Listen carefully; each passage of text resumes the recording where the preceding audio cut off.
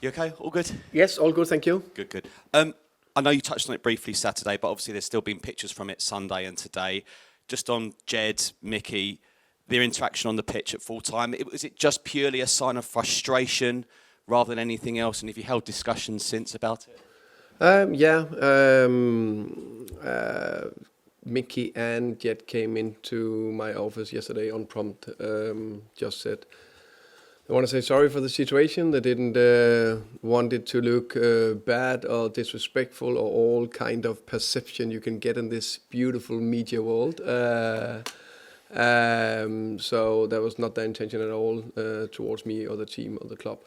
They were just frustrated with the performance, the loss, and the booing during the game. Well, Vic, I've seen you at many home and away matches, and you interact with the fans a lot as well, and you stayed on the pitch at full time. What was your thoughts at the end, and have you collectively spoken as a group of players after that defeat? Yeah, of course, we've spoken, and I think probably in some moments during the game probably when we are chasing, we need to be a little bit more cool heads, and probably if we have a little bit more help from some situation coming from the stand, it could be, of course, better, but we cannot control it. So at the end, of course, everyone was disappointed because we had already lost a London derby, so everyone was really frustrated, and we get the reaction of the fans at the end of the game. They can express their pain, and we were, of course, in a big pain situation. So that's across every stadium in the world, in Europe, in the UK. So we get the point. We were just disappointed for the result of the other night. Thomas first. Team news. Looked like we couldn't see Mo, Jed or Lucas out there. Is that? Yeah, Lucas got concussion, which was probably pretty obvious from the footage. Big praise to the medical team, because it's a tricky situation to be in when it's 2 minutes into a game and everything is on it. So well done to them, because it's the players' health that's the most important thing. Jet and Mo got a knock. They could and should be available for tomorrow. And Vic, just a quick one for you. Just in that moment afterwards on the pitch after the final whistle, it looked like we could see you at one point almost like protecting Lucas. You were pushing him away at one moment and seemed to be doing that to the crowd. I'm just wondering if that was what you were doing, protecting him from something. Yeah, I think in every environment there are very good people and some are bad people. So probably got contact with one bad people. That doesn't necessarily say that everyone is bad people, but there are some bad people in every environment, and I had to protect him because he was a little bit, emotional in that time. I think is part of my little bit experience to do it, and we can discuss inside the dressing room and not do it outside. So that's it. Could I ask a question for both of you to answer? Maybe Thomas first, and then yourself, Vic. You're struggling at home this season, completely contrasting to the away form, and the home form predates you. I mean, I've just had a look, and in the Premier League at this stadium, Tottenham have lost 40 of 71 games or something like that, which is 41 of 70 games. In Premier League? In the Premier League. Yeah. Do you have any theories as to why it's difficult for the team to play in this stadium, to play at home? And I'd ask the same question afterwards of you, Vic, too. Of course, it's a relatively small sample for me to look into, if I'm honest. So I think there's,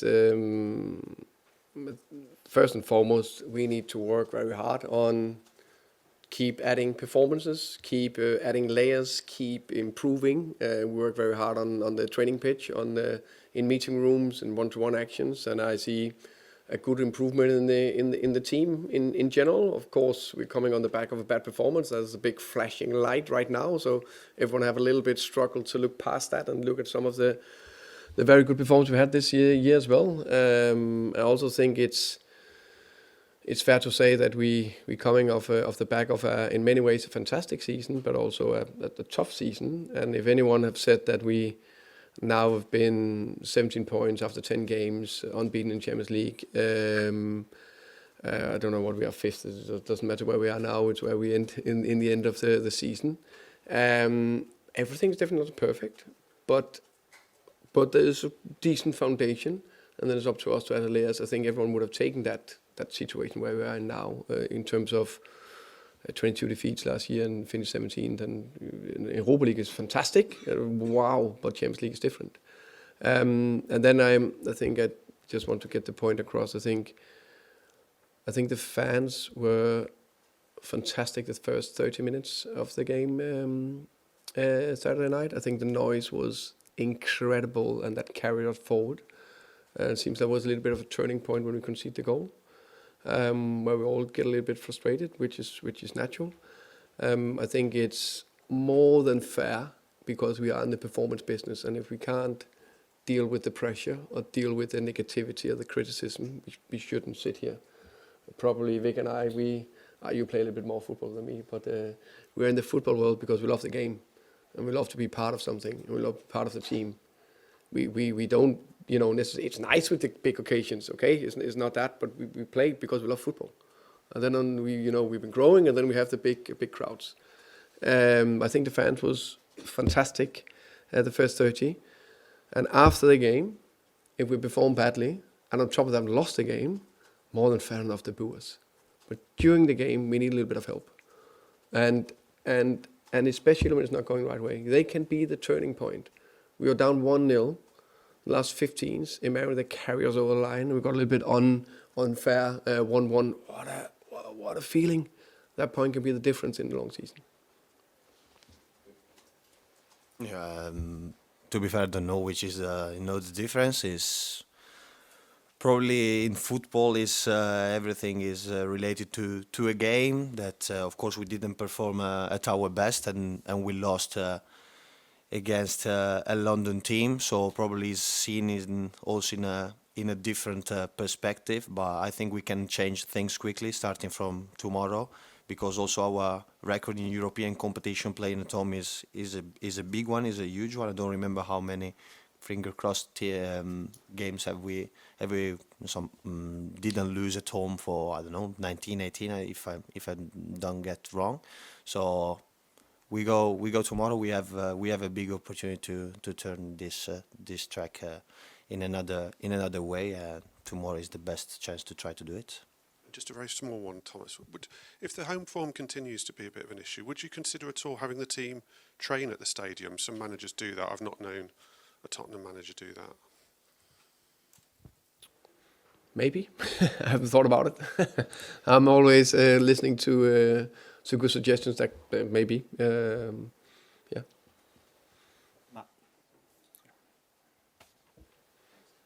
Just a quick one on Lucas Thomas. Is there a protocol that means he has to miss a certain number of games now? Yeah, he's out. He's out for the next 2 games. Okay. Yeah. And on home form, do you feel like there is a weight of pressure and expectation with performing for a crowd that demands a certain style of play, or is it more to do with teams that come and set up to frustrate? Yeah, I think there's different types of games. I think sometimes also because everything accumulating or adding a little bit up. So the number you game, of course, is not a fantastic number, and we haven't won home the last whatever games in the Premier League. Not too many. Completely different games. Some teams are very difficult to play against in that environment. Others a little bit easier. Everything is difficult. But for example, Villa, I think a very good competitive performance. Unfortunately, we lost. We just got on the wrong one, and we could easily have won that 1-0. And I think Saturday night is the accumulation of a lot of things. A big London derby. Always hope we beat them. We haven't won against them for a long time, and we didn't. So that's just added a bit. Hi Thomas. Hi. Just on Van der Ven and Spence, is it case closed in your mind? There won't be any kind of further repercussions from that in terms of selection or anything else, disciplining them? For me, As in it's finished yeah. from you? Yeah, 100%. I hope it was very clear what I said before. And just, I mean, on the style point, there's a sort of narrative, I think, that, you know, you're a defensive coach, you know, and a pragmatist, and, you know, you can tweak things, but maybe not such a front foot coach. Are you surprised about that, given your kind of record with Brentford in your career? I think it all depends on the narrative. Whose narrative? Is that the journalist, or is it I think fans, a few fans? I guess we have quite a few fans out there, so I guess the one who write on social media. I'm not on social media. I'm very aware that we haven't been free-floating in some games. I think there's been definitely moments where it's been quite good. So something we work very hard on every single day. I think it's fair to say that every team we've been able to score a lot of goals. Also a Brentford team with, how can you say, less on the paper, lesser players. Creating a lot of top goal scorers, and convinced we'll do the same again here. Also think it's fair to say that we are working very hard on it. We are having players that do everything they can to, and it's my job together with the coaches to make sure they hit good relations and good structure and be confident. Thank you. Gentleman in the red, please. Thank you. Good afternoon, Thomas. This is a slightly strange question, but next month the Africa Cup of Nations will take place or begin in Morocco, and unusually it's not one that they wanted to host at that time of year. They actually wanted to host it in the summer, the European summer. And the end result is, because they did the Club World Cup, which was for the convenience of the few, shall we say, a lot of clubs are going to lose players to the Africa Cup of Nations in this winter. Do you think it is fair that you are affected by this, because you are going to lose at least one player to the Africa Cup of Nations for a month? Is that fair in this context, that Morocco didn't actually want to host it then, they wanted to host it in the summer? I think it is what it is. Like was Club World Cup in the summer, it was African Cup of Nations. Most of the times it's been in December, January. We need to deal with it, and we will. So yeah, that's my take on it. Hi, Thomas. You spoke at the start of the conference about this beautiful media world that we live in. You said it with a smile, but I just wondered how you're finding the spotlight at Tottenham and, shall we say, the extreme nature of the reactions to performances. Of course, I sense there is a tiny bit more attention to everything, but that was the one thing I was 1,000% sure of that will happen. That will be different. And everything else been the same. 20 fantastic players and people that want to work in the same direction. A little bit tactical, technical, coaching, all that. This is the biggest difference. Very, very happy I'm not on social media. And the only reason why I sense there can be something with whatever, fans or creativity, whatever, is a lot of questions from the press conferences. So, my good friend over here gives me a little bit of input sometimes. So, it is what it is. It's part of it. No problem. Do you, just to follow up on that, do you have to protect your players, especially the younger ones, from getting their heads buried in their phones and social media? I think that's a big. I think it's sometimes I like to speak more about it, how much they do it. I think some of the players are very good at it. Some of them probably could be a little bit better. I think a little bit down to individual. But I also think some of it also, I like to say I'm still young, but it's another generation. I think they deal with it with another way than us. If I should start dealing with it, I think I'll deal with it less good than them. Hi, Thomas. Over here, Thomas. Yeah, right. Just back to Jed and Mickey coming in for this meeting. You said that it was unprompted. They did it off their own accord. Yeah. How important was that for you that they came in to say sorry in this particular moment? And can you give us any more sort of detail? How long was the meeting? Did it go on for a little while or what? I think if they didn't come in, of course, I had to ask them about the situation they are walking in, what they were feeling, why they were doing it, because we all have a perception, and we are very, very good to have that strongly. That's because they, whatever, because their mom wasn't well, or they didn't like the head coach, or they were irritated with the performance, or because they lost, or whatever. We're very, very good at that. None of us knows. So that would be my first question to them. How were they and why? Of course, I'm happy because I knew the question will come today, that they are coming in, and that means they care. And I think that's very good. They care about the team, the club, in this case me. I'm happy with that. So that was very good. And then we just had a good talk about a lot of things, and like with everything, we'll keep it internally. Like I said to the players, when I've said that before, it will be very, very, very unusual if I ever throw a player under the bus. We're all humans, but I will always protect them, always. And just a question for Vic. Towards the end of the game, you were involved in that free kick where you give it to Jed, and there was the frustration amongst the fans where there was, booing during the game. First of all, have you ever experienced that? And talking about the home form, how important is it for the atmosphere that you win tomorrow and win well?